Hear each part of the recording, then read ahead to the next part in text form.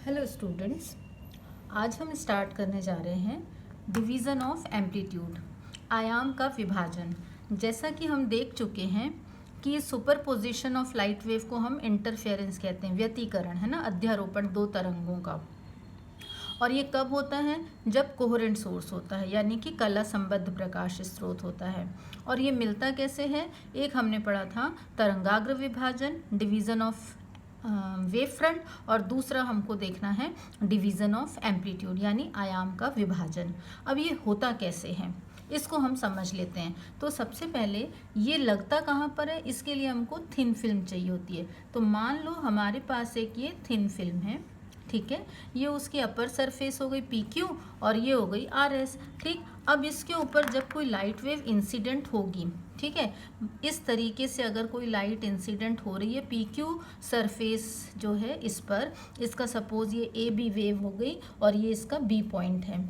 तो यहाँ पर हम अगर एक नॉर्मल ड्रॉ करें तो यहाँ इस लाइट का पार्शली रिफ्लेक्शन होगा और पार्शली रिफ्रैक्शन। ध्यान देंगे, पार्शली रिफ्लेक्शन, पार्शली रिफ्रैक्शन, आंशिक परावर्तन, आंशिक अपवर्तन। आपतित लाइट का आंशिक परावर्तन होगा और आंशिक अपवर्तन होगा। तो रिफ्लेक्टेड या परावर्तित लाइट आपकी इस डायरेक्शन में जाएगी और जो पार्शली रिफ्रैक्शन कर रही है, अपवर्तन कर रही है, वो यहाँ आ जाएगी। ठीक है, तो ये हो गई इंसिडेंट वेव, आपतित किरण, ये हो गई परावर्तित रिफ्लेक्टेड, और ये हो गई अपवर्तित यानी रिफ्रैक्टेड रे। इसको कहते हैं हम डिवीज़न ऑफ एम्पलीट्यूड। क्लियर है? अब डिवीज़न ऑफ एम्पलीट्यूड कैसे हुआ? तो मान लो ये जो इंसिडेंट वेव है इसका जो एम्पलीट्यूड है ये हो गया A। तो क्या डिवीज़न का मतलब हम ये समझें कि A/2 और A/2 हो गया? नहीं, ये बिल्कुल नहीं है। हम यहाँ पर इसको ऐसे समझेंगे कि अगर आपतित किरण, इंसिडेंट वेव का अगर यहाँ पर क्या है, A है एम्पलीट्यूड, तो अब यहाँ जो रिफ्लेक्शन हुई है उसका रिफ्लेक्शन कोफिशिएंट का मल्टीप्लाई होगा और जो ट्रांसमिट हुई है उसमें ट्रांसमिशन कोफिशिएंट का मल्टीप्लाई होगा।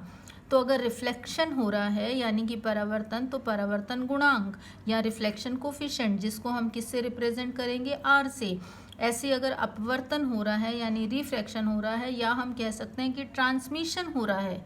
ठीक है बेटा, तो ट्रांसमिशन के लिए हमने यहाँ पर कोफिशिएंट यूज़ किया, ट्रांसमिशन कोफिशिएंट या परावर्तन गुणांक, अपवर्तन गुणांक को या पारगमन गुणांक को, तो वो हमने लिया T। तो ये हो गया AT और ये हो गया AR। मतलब कहने का कि अगर A एम्पलीट्यूड वाली रे यहाँ पर इंसिडेंट हो रही है तो उस दो भागों में बट गई, 2 पार्ट में डिवाइड हो गई, पार्शली रिफ्लेक्शन और पार्शली रिफ्रैक्शन हुआ। ठीक है, और यहाँ पर इनके एम्पलीट्यूड AR और AT होंगी। इसको हम कहते हैं डिवीज़न ऑफ एम्पलीट्यूड। ठीक है, अब क्या होगा, ये वाली जो BC अगर हम इसको बोले तो BC तो एयर में जा रही है, लेकिन BD यहाँ पर फिल्म की लोअर सरफेस पर इंसिडेंट हो रही है। जैसे ही ये D पॉइंट पर इंसिडेंट होगी, यहाँ पर अगेन इसका क्या होगा, पार्शली रिफ्लेक्शन और पार्शली रिफ्रैक्शन होगा। ठीक है, अब यहाँ पर इनके कोफिशिएंट फिर मल्टीप्लाई हो जाएंगे। तो AT इंसिडेंट वेव हुई तो इसका रिफ्लेक्शन कोफिशिएंट का मल्टीप्लाई हो गया, यानी इस वेव का अब एम्पलीट्यूड ATR हो गया। और AT जो ट्रांसमिट हो रही है तो इसका एम्पलीट्यूड कितना हो गया, T का मल्टीप्लाई हो गया, यानी AT² हो गया। सिमिलरली यहाँ पर इस सरफेस पर जब ये इंसिडेंट होगी तो फिर से पार्शली रिफ्लेक्शन और रिफ्रैक्शन होगा। तो पार्शली रिफ्लेक्ट हुई इसी मीडियम में, लेकिन पार्शली ट्रांसमिट हो गई यहाँ पर, यहाँ दूसरे मीडियम में। तो अब जब ये वेव यहाँ से यहाँ जा रही थी तो उस समय इसका एम्पलीट्यूड कितना था, ATR था। AT इसका हो गया और ATR इसका। तो यहाँ से ATR इंसिडेंट हुई इस सरफेस पर E पॉइंट पर और यहाँ पे ट्रांसमिट कर गई, यानी कि ट्रांसमिशन कोफिशिएंट का और मल्टीप्लाई हो गया। ATR अब किस में कन्वर्ट हो गया, AT²R में। और यहाँ पे रिफ्लेक्शन कर रही है, यही वेव यहाँ रिफ्लेक्ट हो रही है, मतलब यहाँ पर रिफ्लेक्शन कोफिशिएंट R का मल्टीप्लाई हो गया, यानी ATR² हो जाएगा। ठीक है, तो इस तरीके से, और फिर यहाँ पर बाहर आने के बाद यहाँ फिर आगे हमको ऐसा ही पैटर्न मिलता जाएगा। तो हमने देखा कि जब इंटरफेरेंस होगा, व्यतिकरण होगा, सुपरपोजिशन होगा, तो दो कोहेरेंट लाइट वेव के बीच में होता है। अब कोहेरेंट लाइट वेव हमको कौन सी मिल रही हैं, तो हम देखें हमारे पास जो ये लाइट थी ये कहाँ से आ रही थी, हमारे सोर्स से आ रही थी। लाइट तो एक ही हमने बनाई है, लेकिन अब ये कितने पार्ट में डिवाइड हो गई, दो पार्ट में। पर यहाँ तो क्या देख के समझ में आ रहा है कि ये इस डायरेक्शन में जा रही है, ये यहाँ आ रही है, तो इनका इंटरफेरेंस कैसे होगा, इनका इंटरफेरेंस तो नहीं हो सकता। लेकिन जब ये नीचे की सरफेस से रिफ्लेक्ट होके आएगी और यहाँ बाहर आएगी, तो अब हमारी इंटरफेयरिंग वेव जो है वो कौन कौन सी हैं, ये है BC और EF। अगर हम इसको नेमिंग कर दें तो इन दोनों के बीच में इंटरफेरेंस होगा। ये दोनों वेव कोहेरेंट वेव होंगी जो कि एक ही सोर्स से निकल के आ रही हैं। अब क्योंकि ये रिफ्लेक्ट हुई है अपर सरफेस से फिल्म के, और ये जो वेव हमको मिल रही है ये हमको फिल्म के लोअर सरफेस से आती हुई रिफ्लेक्ट होके मिल रही है हमको, ठीक है। तो यहाँ पे जो इंटरफेरेंस होगा हम इसको बोलेंगे कि रिफ्लेक्टेड पार्ट में इंटरफेरेंस हो रहा है, यानी कि परावर्तित भाग में व्यतिकरण हो रहा है। और जो ये नीचे हमको लोअर सरफेस के नीचे जो वेव दिख रही हैं ये भी कोहेरेंट है, इनमें भी इंटरफेरेंस होगा, लेकिन एक टाइम में एक का ही हमको नज़र आएगा। अगर यहाँ हमको कंस्ट्रक्टिव इंटरफेरेंस मिल रहा है तो यहाँ पर डिस्ट्रक्टिव इंटरफेरेंस, वो डिपेंड करता है कि किस फेज़ में आ रही है और कौन सी कंडीशन लग रही है, वो आप सब जानते हो, ठीक है। तो इस तरीके से ये होता है। तो इसको हम समझ सकते हैं इस तरीके से कि हमने फेयर डायग्राम एक बनाया हुआ है, तो आप इसको देखेंगे। अब ये जो डायग्राम आप देख रहे हैं यहाँ पर ध्यान दें, ये हमारी अपर सरफेस हो गई फिल्म की, लोअर सरफेस हो गई RS, यहाँ से AB लाइट इंसिडेंट हुई PQ सरफेस के B पॉइंट पर, और यहाँ से पार्शली रिफ्लेक्ट हो गई या परावर्तित हो गई BC डायरेक्शन में, और पार्शली ट्रांसमिट हो जा रही है या रिफ्रैक्शन कर रही है BD डायरेक्शन में, ठीक है। इसका एम्पलीट्यूड था A, इसका एम्पलीट्यूड हो गया AR, और सिमिलरली इस वेव BD वेव का हो गया AT। D पॉइंट पर आके अगेन पार्शली रिफ्लेक्शन और पार्शली रिफ्रैक्शन हुआ, आंशिक परावर्तन और आंशिक अपवर्तन हुआ। इसमें रिफ्लेक्शन कोफिशिएंट का मल्टीप्लाई हो गया, इसमें ट्रांसमिशन कोफिशिएंट का मल्टीप्लाई हो गया, यानी पारगमन गुणांक का मल्टीप्लाई हो गया। ऐसे ही यहाँ पर जब ये इंसिडेंट हुई E पॉइंट पर तो इसमें T का मल्टीप्लाई हो गया इसमें, और यहाँ रिफ्लेक्शन कर रही है तो R का मल्टीप्लाई हो जाएगा। तो इस तरीके से ये आगे बढ़ते जाएगा। तो ऐसे हमको बहुत सारी वेव मिलती जाती हैं। अब हमको देखना ये है कि इनका रेशो क्या है, ठीक है, क्योंकि एम्पलीट्यूड तो डिवाइड होता जा रहा है, पहले A था अब AR हो गया और कम हो गया, जितना बढ़ता जाएगा उतना घटता जाएगा, क्लियर।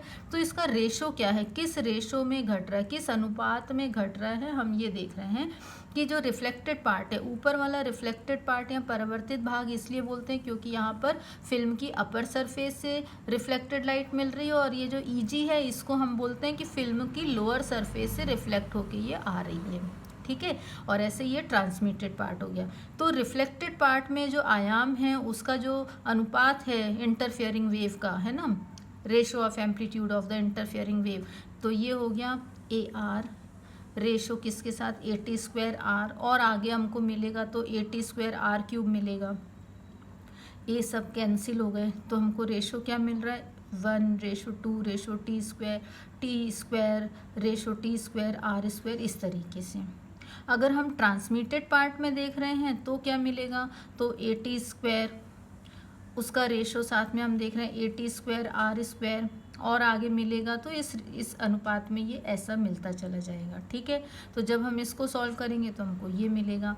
तो अब जो ये रेशो मिल रहा है हमको ये देखना है कि किस पार्ट में, रिफ्लेक्टेड पार्ट में या ट्रांसमिटेड पार्ट में हमको इंटरफेरेंस पैटर्न क्लियर दिखाई देता है। तो इनके हिसाब से देखने पर, समझने पर हम क्या कंक्लूज़न निकालने वाले हैं कि रिफ्लेक्टेड पार्ट में इंटरफेरेंस हमको क्लियर दिखाई देता है जबकि ट्रांसमिटेड पार्ट में क्लियर नहीं होता है। कैसे, तो इसको हम समझेंगे कि फ्रेस्नेल के अकॉर्डिंग जो रिफ्लेक्शन कोफिशिएंट है यानी परावर्तन गुणांक है, इसको हम किसी भी ग्लास के लिए जो कि ट्रांसपेरेंट है, जब उसके ऊपर लाइट इंसिडेंट होती है परपेंडिकुलरली, तो R की वैल्यू होती है μ-1 डिवाइडेड बाय μ+1। अब म्यू क्या है, रिफ्रैक्टिव इंडेक्स है, अपवर्तनांक है, तो हर मटेरियल के ये अलग अलग होगा। अगर अलग अलग होगा तो ग्लास के लिए मान लो इसकी वैल्यू कितनी होती है 1.5। हमने इसकी वैल्यू यहाँ पुटअप किया, सॉल्व किया, तो रिफ्लेक्शन कोफिशिएंट यानी कि परावर्तन गुणांक कितना मिला, 0.2 मिला। अब हम ऊर्जा संरक्षण का सिद्धांत या एनर्जी कंजर्वेशन लॉ से जानते हैं कि इंसिडेंट जो वेव है उसकी जितनी एनर्जी है वो किसके बराबर होगी, रिफ्लेक्टेड एनर्जी और ट्रांसमिटेड एनर्जी के बराबर होगी, यानी कि परावर्तित ऊर्जा और पारगमित ऊर्जा के सम के इक्वल होगी आपतित ऊर्जा। तो अब इसको हम किस फॉर्म में लिख सकते हैं, तो ये हो गया ए स्क्वायर, ठीक है। रिफ्लेक्टेड एनर्जी कितनी हो गई, ए आर का होल स्क्वायर, ट्रांसमिटेड कितनी हो गई, ए टी का होल स्क्वायर। सॉल्व किया तो हमको टी स्क्वायर की वैल्यू क्या मिल गई, 1 माइनस आर स्क्वायर। अब आर की जो वैल्यू आपने निकाली थी वो यहाँ पर पुटअप कर दी, आपको आंसर मिल गया। इसका आपने स्क्वायर रूट निकाल लिया तो आंसर क्या आया, टी इज इक्वल्स टू 0.98। ये ट्रांसमिशन कोफिशिएंट मिल गया, जबकि ये हमारा रिफ्लेक्शन कोफिशिएंट था।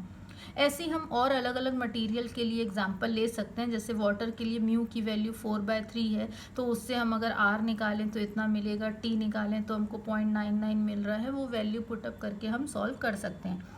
तो हम यहाँ से क्या देख रहे हैं, हमको ये समझ में आ रहा है कि जो रिफ्लेक्टेड पार्ट है ना, डायग्राम में जो हमारा रिफ्लेक्टेड पार्ट है ये वाला, यहाँ पर amplitude of first two wave are nearly equal and other are negligible, ठीक है। मतलब ये जो दो वेव हैं, हमको आर की वैल्यू रखी हमने, यहाँ पर आर की वैल्यू क्या रखी 0.2, यहाँ आर की वैल्यू कितनी रखी 0.2, टी की वैल्यू आपको कितनी मिल रही थी 0.98, जो कि अप्रॉक्सीमेटली 1 है। तो अगर ये 1 हो गया तो ये भी a इंटू 0.2 और ये भी हो गया a इंटू 0.2। तो फर्स्ट टू वेव जो है रिफ्लेक्टेड पार्ट की, परावर्तित भाग की, इनका आयाम या इनका एम्पलीट्यूड कैसा मिल रहा है, समान मिल रहा है। और हम और आगे जाएंगे, जैसे यहाँ पर दिख रहा है तो ये क्या होगा, क्योंकि 0.2 है तो उसका क्यूब करेंगे तो ये तेज़ी से घटने लगता है। क्लियर हो गया, हम इसको निग्लिजिबल भी मान सकते हैं। और ऐसे ही अगर हम ट्रांसमिटेड पार्ट देखते हैं तो ट्रांसमिटेड पार्ट में अगर हम टी की वैल्यू रखें तो ये हमको क्या मिलेगा, ए मिलेगा, और यहाँ पर रखेंगे तो ए आर स्क्वायर हो गया, टी तो 1 हो गया। तो यहाँ पर ये जो है जितना एम्पलीट्यूड इस वेव का डी एफ वेव का है उससे बहुत कम एच आई वेव का हमको मिलता है, तो ये तेज़ी से डिक्रीज हो जाता है। इसलिए ट्रांसमिटेड पार्ट का जो एम्पलीट्यूड होता है वो तेज़ी से घटता है, क्योंकि आर हमारे पास बहुत ही कम होता है। तो ये कंडीशंस होती हैं, इसलिए हमको जो रिंग्स मिलते हैं वो ज़्यादातर रिंग्स या फ्रिंजेस जो भी हम इसमें देखेंगे वो हम किस पार्ट में देखते हैं, हम वो देखते हैं रिफ्लेक्टेड पार्ट में, ठीक है। अब क्या होता है कि क्या हमको ट्रांसमिटेड पार्ट में कभी भी नहीं मिलेगा, तो ऐसा नहीं है। अगर हम ट्रांसमिटेड पार्ट में देखना चाहते हैं तो फिर हम इसमें पॉलिश कर देते हैं, जिससे कि रिफ्लेक्शन कोफिशिएंट को बढ़ाया जा सकता है। अगर हम रिफ्लेक्शन कोफिशिएंट को बढ़ा देते हैं तो इसमें क्या होता है कि जो परावर्तित भाग या रिफ्लेक्शन कोफिशिएंट अगर बढ़ा दिया जाए तो फिर हमको पारगत भाग में या ट्रांसमिटेड पार्ट में इंटरफेयरिंग वेव हमको मिलने लगती हैं, ठीक है। तो यहाँ पर अगर कोई डाउट है तो आप मेरे से पूछ सकते हो। अब एक चीज़ हमको ये देखनी है कि इंटरफेरेंस जब हम देख रहे हैं बाय डिवीज़न ऑफ एम्पलीट्यूड, तो हमको सोर्स कैसा चाहिए है, हमको नैरो सोर्स चाहिए या ब्रॉड सोर्स चाहिए। तो डिवीज़न ऑफ वेव फ्रंट में तो हमने क्या देखा था, नैरो सोर्स यूज़ किया था, लेकिन यहाँ पर हम क्या कर रहे हैं, यहाँ पर हमको ब्रॉड सोर्स यूज़ करना है।